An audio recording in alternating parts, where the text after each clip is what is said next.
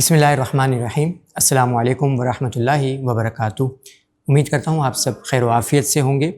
हम मुताला कर रहे हैं इमाम नसफ़ी की अल-अक़ाइद का, और अपनी पिछली वीडियो में हमने ये देखा कि अशिया की जो हकीकत है वो क्या है, और कुछ बुनियादी जो मबाहिस है वो मैंने उस वीडियो के अंदर ज़िक्र किए थे। अच्छा, मुझे दो तरह के मैसेजेस आ रहे थे आप अहबाब की तरफ से। एक तो मेरे लिए बड़ी खुशी की बात थी कि जब बीच में जो तातुल आया तो बहुत सारे लोगों ने कमेंट्स किए यूट्यूब के ऊपर भी, और बहुत सारे लोगों ने मुझे पर्सनल में भी मैसेज करके कहा कि जो आपका सिलसिला था आप इसको दोबारा क्यों आपने इसको रोक दिया, दोबारा शुरू करें। थोड़ी सी वक्त की किल्लत थी इसलिए ताख़ीर हो गई, लेकिन हुई ताख़ीर तो कुछ बाइस ताख़ीर भी था।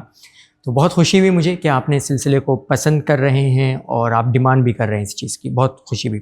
दूसरे जो मैसेजेस थे वो ये थे कि बहुत सारी चीज़ें ऐसी हैं जो कि शामिल की जानी चाहिए, लेकिन हमने अब तक उसमें डिस्कशन नहीं की उस हवाले से। तो इस बारे में मैं ये अर्ज़ करूँगा कि हमारी जो इस वीडियो, जो मैंने बिल्कुल शुरू में भी ये बात बताई थी कि इस सिलसिले का जो बुनियादी मकसद है वो यही है कि आपको एक फ़्लेवर दिया जाए, टेस्ट डेवलप किया जाए इस हवाले से कि अगर आप इल्मुल कलाम पढ़ रहे हैं तो आप फ़िलासफ़ी ऑफ साइंस को और मॉडर्न फ़िलासफ़ी के तनाज़ुर में भी उसको देखें, ताकि आप एक तो जो जदीद नज़रियात है, जदीद ख़यालात है, उसको काउंटर कर सकें, उसकी कमज़ोरियों को भी समझ सकें। और साथ साथ जो दूसरा मकसद है वो ये भी है कि आपको ये बात का भी एहसास हो कि ये जो हमारे जो तुरास है, हमारी जो किताबें हैं माजी में जो लिखी गई हैं, वो आज के ज़माने के एतबार से इर्रेलेवेंट नहीं हुई हैं। ज़रूरत सिर्फ़ इस चीज़ की है कि आप उस किताब के ऊपर अच्छी कमांड हासिल करें और साथ साथ उसके मुतवाज़ी तौर पर दीगर कुछ चीज़ों को भी पढ़ें। ये इस बात की ज़रूरत है, लेकिन उसूली तौर पर आज भी वही उसूल, आज भी वही चीज़ें बिल्कुल उसी तरीके से कारआमद है जैसा कि माजी में थी। तो ये दो बुनियादी बातें थी।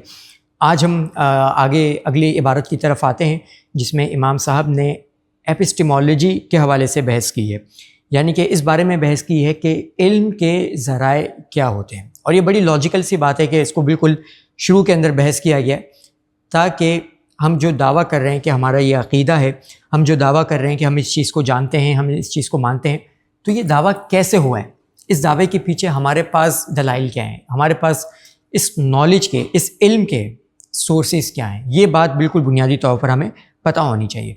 तो इमाम साहब की जो इबारत है वो ये है कि असबाबुल इल्मी लिखल्क़ि सलासा, के मखलूक के लिए जो इल्म के ज़राए जो होते हैं, असबाब जो होते हैं, वो तीन होते हैं।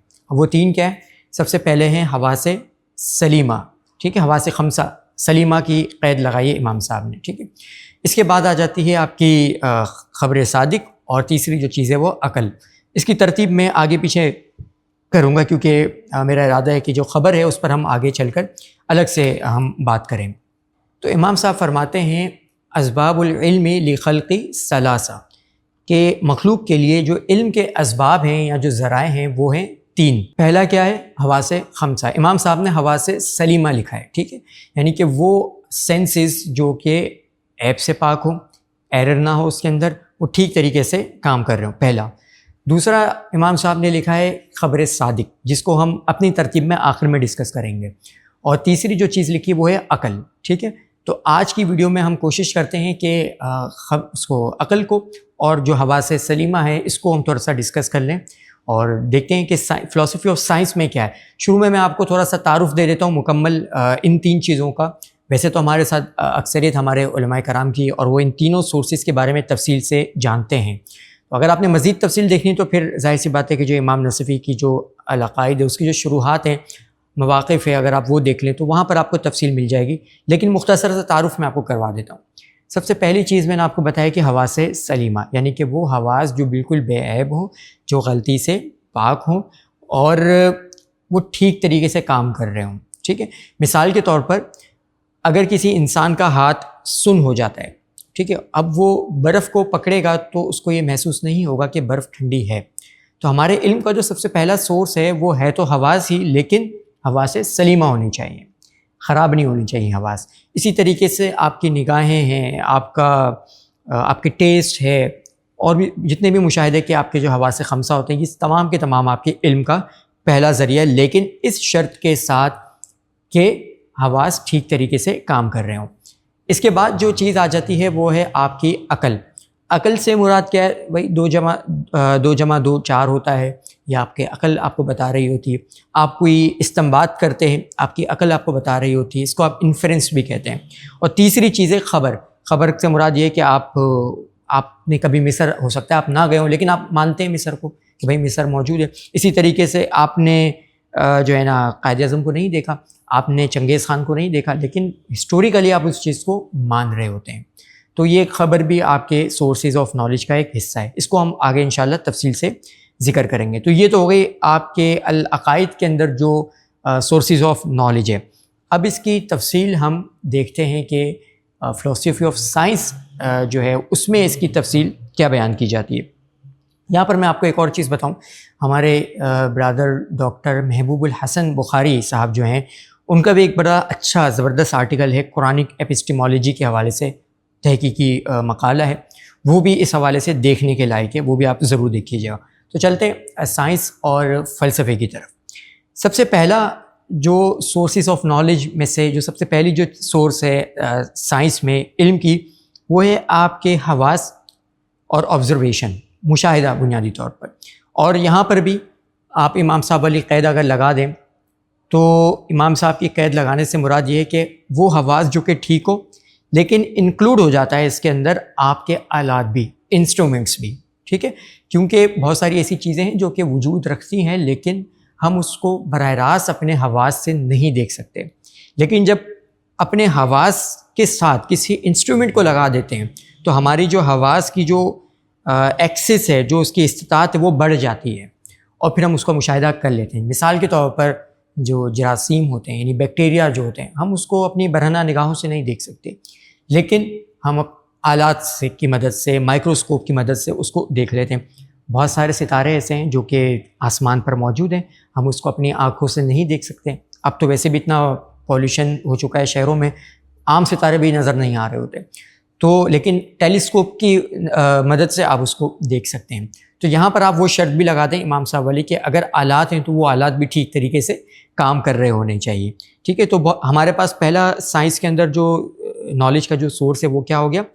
آپ کے مشاہدہ، آبزرویشن، اور وہ آبزرویشن جو کہ ویریفائڈ ہو. ویریفائڈ آبزرویشن سے مراد یہ بھی ہے کہ جو بھی انسان اس کو آبزرو کرے اس کو سیم مشاہدہ ہی نظر آئے. ایسا نہ ہو کہ میں دیکھوں تو مجھے کچھ اور نظر آئے، آپ دیکھیں تو آپ کو کچھ اور نظر آئے، کوئی اور شخص دیکھے تو اس کو کچھ اور نظر آئے. ایسا نہیں ہے، سیم مشاہدہ ہونا چاہیے. سیم کنڈیشنز میں اگر ہو تو اس کو سیم چیز نظر آنی چاہیے.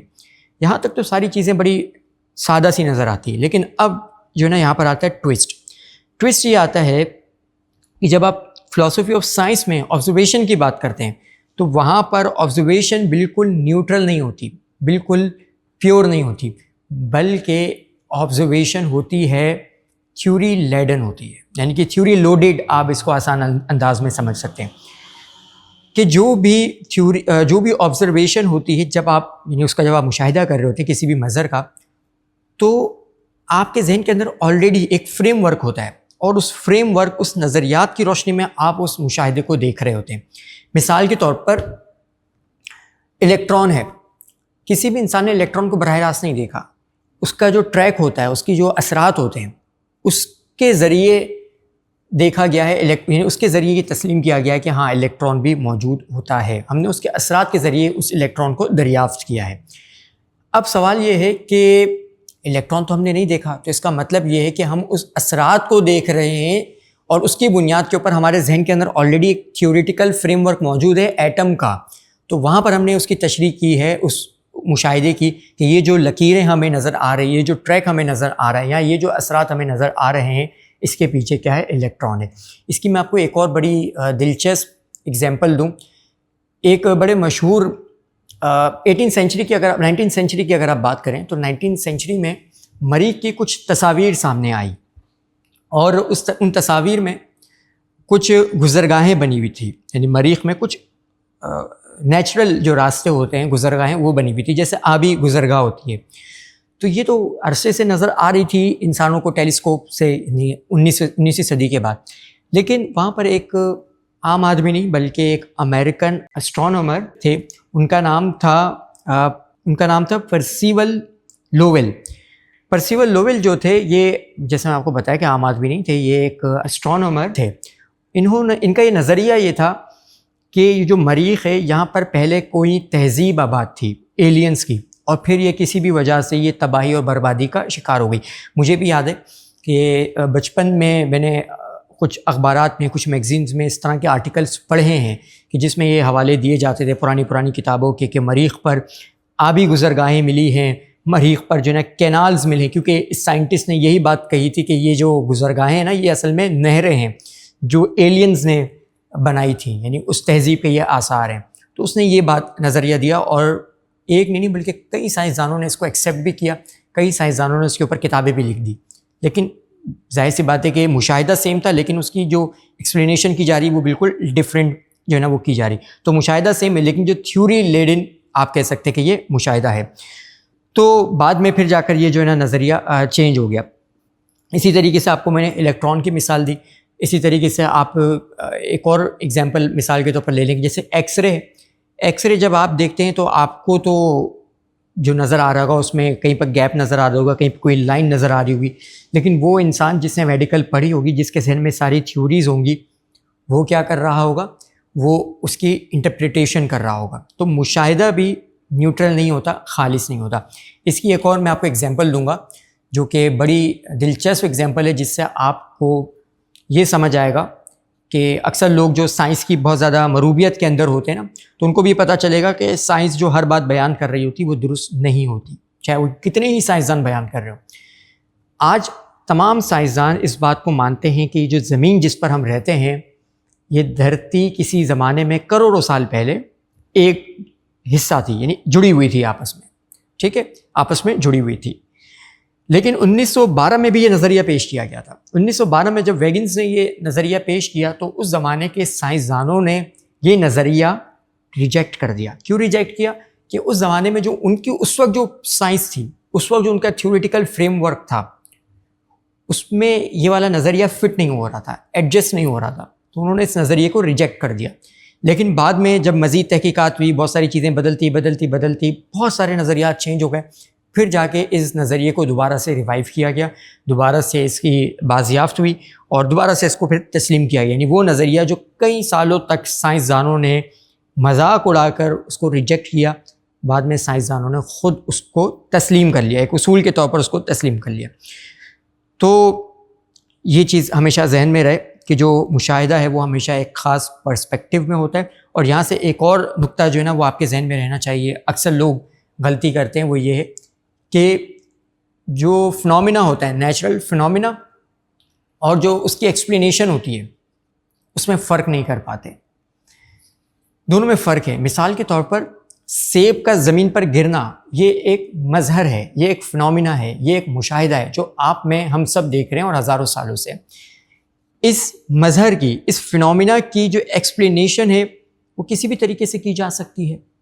یعنی آپ دیکھیں نا، ماضی میں کچھ سائنسدانوں نے یہ ایکسپلینیشن کی ہے، ہمارے بہت سارے علماء گزرے ہیں، انہوں نے بھی ایکسپلینیشن کی ہے. وہ یہ کہ زمین کیونکہ اوپر، یعنی وہ یہ کہتے تھے کہ اصل میں چیزیں زمین پر نہیں گر رہی بلکہ زمین مستقل ہوا کے اندر موجود ہے، یعنی خلا کے اندر موجود ہے، اور وہ زمین اوپر کی جانب چل رہی ہے. تو جو بھی چیز اوپر کی جانب آ رہی ہو اور آپ کوئی چیز اچھال دیں تو وہ چیز بھی اوپر آ جائے گی، تو لہٰذا زمین پر کوئی چیز گرتی نہیں بلکہ زمین اوپر آ جاتی. تو وہ ان کا ایک نظریہ تھا. تو آپ اگر غور کریں تو فنومینا سیم ہے، مشاہدہ سیم ہے، سیب زمین پر گر رہا ہے، لیکن اس کی ایکسپلینیشن یہ کی گئی ہے. جبکہ دوسری جو ایکسپلینیشن کی گئی نیوٹن نے جو کی وہ کیا تھی؟ گریوٹی. ٹھیک ہے. تو اگر آپ، کیونکہ بہت سارے لوگ یہ غلطی کر رہے ہوتے ہیں نا کہ اگر آپ کو اسلام کو سائنس سے ثابت کرنا ہے تو خدا را یہ کام نہ کریں، کیونکہ سائنس خود اس بات کو کہتی ہے کہ سائنس سرٹن نہیں ہے، سائنس قطعی نہیں ہے، نظریات بدل جاتے ہیں. جو آج حقیقت تسلیم کیے جاتے ہیں، سائنس میں حقیقت تو ہوتی نہیں ہے. سائنس میں جو بنیادی چیز ہوتی ہے وہ یہ کہ کیا چیز کام کر رہی ہے، کیا چیز ورکیبل ہے، واٹ ورکس، کیا کام کر رہی ہے. ٹھیک ہے. تو جو نظریہ جب تک کام کر رہا ہے تب تک ٹھیک ہے، جب تک کام نہیں کر رہا کوئی نیا نظریہ آ جائے گا تو اس کو ایکسیپٹ کر لیا جاتا ہے. اس پر میں تھوڑا سا آگے چل کر بات کرتا ہوں. تو آپ نے بنیادی طور پر جو دلیل بنانا ہوتا ہے، قرآن مجید میں بھی سائنٹیفک تھیوریز کو دلیل نہیں بنایا گیا، قرآن مجید میں مظاہر فطرت کو دلیل بنایا گیا. زمین اور آسمان بدلتے ہیں، اس چیز کو دیکھا جائے. دلیل گریوٹی کو نہیں بنایا گیا ہے کہیں پر بھی. تو جو تھیوری ہوتی ہے اس کو کبھی بھی سائنس یعنی جو سائنٹیفک تھیوریز ہوتی ہیں اس کو کبھی بھی دلیل نہ بنائیں. جو نیچرل فنومینا ہے اس کو آپ دلیل بنا سکتے ہیں. ٹھیک ہے، ان دونوں کے اندر فرق رکھنا ضروری ہے. اور اس کی وجہ کیا ہے، اس کی وجہ جاننے کے لیے اب ہم سیکنڈ سورس کی طرف آتے ہیں جو کہ سائنس کے اندر ہے ریزننگ. ریزننگ کا سمپل سا مطلب ہوتا ہے کہ استنباط کرنا. لیکن یہاں پر جب آپ سائنس میں بات کرتے ہیں تو اس کے اندر 3 اصطلاحات ہیں جس کو آپ کو سمجھنا بہت زیادہ ضروری ہے. پہلی جو اصطلاح ہے وہ ہے استنباط، انفیرنس. اور انفیرنس میں نے آپ کو بتا دیا کہ قیاس ہی ہوتا ہے، یعنی کہ آپ کیا کرتے ہیں، نتیجہ نکالتے ہیں. آپ کے پاس کچھ مشاہدے ہوتے ہیں، آپ کے پاس کچھ چیزیں ہوتی ہیں جس کی بنیاد کے اوپر آپ اس سے نتیجہ اخذ کر رہے ہوتے ہیں. تو ایک تو یہ چیز ہو گئی جس کو آپ کہتے ہیں انفیرنس، استنباط. اب یہ استنباط یوں سمجھ لیں کہ صحیح بھی ہو سکتا ہے، قطعی بھی ہو سکتا ہے اور قیاسی بھی ہو سکتا ہے. اس کی بحث الگ ہے فلسفی میں، کبھی ہم اس کو الگ سے دیکھیں گے. دوسری جو امپورٹنٹ چیز ہے وہ ہے انڈکشن. انڈکشن اردو میں اس کو کہتے ہیں استقرا. استقرا کا مطلب ہوتا ہے کہ ایک چیز کا مشاہدہ جب آپ بار بار کرتے ہیں تو آپ اس سے ایک عمومی اصول بنا لیتے ہیں. آپ نے سورج کو دیکھا کہ سورج روزانہ ہزاروں سالوں سے مشرق سے طلوع ہو رہا ہے، تو آپ نے یہ اصول بنا لیا کہ سورج مشرق سے طلوع ہوتا ہے، مغرب میں غروب ہوتا ہے. آپ نے اصول بنا لیا. ٹھیک ہے، اسی طریقے سے آپ نے دیکھا کہ عام طور پر کائنات اس قوانین کے تحت چل رہی ہے، تو آپ نے اصول بنا لیا کہ کائنات ایسے ہی کام کرتی ہے. یعنی مثال کے طور پر اس کائنات کا اس زمین کا یہ اصول ہے کہ جب بھی کوئی چیز پھینکی جائے گی تو زمین پر گرے گی، تو آپ نے یہ اصول بنا لیا. ٹھیک ہے، آپ نے گریوٹی کا جو ہے نا وہ لا دریافت کر لیا، اور بھی بہت ساری چیزیں کی. یہ ہوتا ہے استقرا، یعنی کہ ایک چیز بار بار ہو رہی ہے تو آپ اس میں سے کوئی اصول اخذ کر لے رہے ہیں. اس کی مثال اگر آپ نے سمجھنی تو ہمارے ہاں جو فقہ حنفی ہے اس میں بھی یہی کام کیا جاتا ہے. یعنی کہ ہمارے جو متقدمین نے اصول جو فقہی مسائل جو بیان کیے ہیں، بعد کے لوگوں نے کیا کیا کہ اس کے اوپر غور و خوض کیا، اس کے اوپر تدبر کیا، اس پر غور و فکر کیا، اور یہ دیکھا کہ یہ جو مسائل بیان کیے گئے اس کے پیچھے کون سے کامن اصول ہیں، کون سے مشترک اصول ہیں جو شریعت سے جو براہ راست ہمارے نصوص سے اخذ کیے گئے ہیں. ٹھیک ہے، تو یہ ایک طریقہ ہوتا ہے جس کو آپ کہتے ہیں استقرا. اب جو تیسری جو اصطلاح ہے وہ ہے ایبڈکشن. ایبڈکشن کا مطلب ہوتا ہے کہ آپ کے پاس مختلف قسم کے مفروضات ہیں، مختلف قسم کی ایکسپلینیشنز ہیں.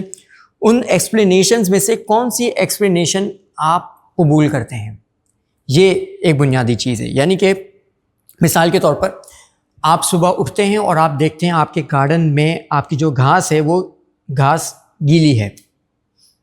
اب 2-3 باتیں ہو سکتی ہے، یا تو بارش ہوئی ہوگی، گھاس گیلی ہے، یا تو کسی نے پائپ کا جو وہ نل ہوتا ہے وہ آن کھول دیا ہوگا تو وہ اس کی وجہ سے گھاس ساری گیلی ہو گئی، یا ہو سکتا ہے کہ کسی اور نے پانی لا کر پھینک دیا. تو مختلف قسم کے مفروضات ہوتے ہیں اور آپ یہ دیکھتے ہیں کہ ان میں سے کون سا مفروضہ ہے جو کہ قابل تسلیم ہے، کون سا مفروضہ ہے، کون سی ایکسپلینیشن ایسی ہے جو کہ ریزنیبل ہے، تسلیم کرنے کے قابل ہے. یہ دلچسپ بات ہے کہ جو معجزات کے حوالے سے جو ہیوم نے جو اعتراض کیا تھا وہ بھی بنیادی طور پر یہی تھا. اب جن لوگوں کو نہیں پتہ ہے اس وجہ سے میں ڈیٹیل میں نہیں جا رہا، انشاءاللہ کبھی اس کے اوپر میں تفصیل سے بات کروں گا. بلکہ جو لوگ ہمارے الہاد والے سیشنز لے رہے ہیں انشاءاللہ وہاں پر بھی یہ ڈسکس ہوگا. کارل پوپر نے اس کے اوپر ایک بڑا دلچسپ جو ہے نا اعتراض کیا ہے، اور وہ یہ کہ جو انڈکشن ہے، یہ جو استقرا ہے، اس کے اندر ایک بنیادی غلطی ہے. وہ غلطی یہ ہے کہ آپ نے زمین کے اوپر سب کوے دیکھے جو کہ کالے تھے، تو آپ نے یہ اصول اخذ کر لیا کہ کوے ہمیشہ کالے ہوتے ہیں. آپ نے پوری دنیا میں جتنے بھی آج تک ہنس دیکھے وہ تمام کے تمام سفید تھے، تو آپ نے اصول اخذ کر لیا کہ ہنس ہمیشہ سفید ہوتا ہے. لیکن اگر ایمیزون کے یعنی ایمیزون کے جنگل میں کسی علاقے میں کوئی ایسا کوا مل جائے، کوئی ایسا ہنس مل جائے جو کہ سفید نہ ہو، جو کالا ہو، کوئی ایسا کوا مل جائے جو کہ سفید ہو، تو آپ کا اصول تو ختم ہو گیا، آپ نے جو قانون بنایا تھا وہ تو بریک ہو گیا. تو یہ ایک بہت ویلڈ آپ کہہ سکتے کہ اعتراض ہے. اسی وجہ سے سائنس کے اندر 2 چیزیں اور ایڈ کی جاتی ہیں کسی بھی چیز کو ماننے کے لیے. ماننے سے مراد دوبارہ میں آپ کو بتا دوں کہ وہی بات کہ سرٹن نہیں ہے، بلکہ کیا چیز مانی جا سکتی ہے، کون سی چیز ایکسیپٹ کی جا سکتی ہے. تو دو چیزیں ہیں جس پر ہم انشاءاللہ، کیونکہ یہ ویڈیو آلریڈی بہت بڑی ہو گئی ہے، تو انشاءاللہ نیکسٹ ویڈیو میں اس پر بات کروں گا، اور خبر پر بھی انشاءاللہ بات کروں گا۔ پہلی جو چیز ہے وہ ہے فالسیفائبلٹی، اور دوسری جو چیز ہے وہ ہے سائنٹیفک میتھڈ۔ یہ دو چیزیں ہیں جس سے گزر کر کسی بھی چیز کو سائنسی بنیاد پر تسلیم کیا جاتا ہے، ٹھیک ہے۔ انشاءاللہ پھر نیکسٹ ویڈیو میں آپ سے بات ہوگی، آپ سے ملاقات ہوگی۔ ایک دفعہ پھر آپ سب کا بہت شکریہ، دعا میں یاد رکھیے گا۔ السلام علیکم ورحمۃ اللہ وبرکاتہ۔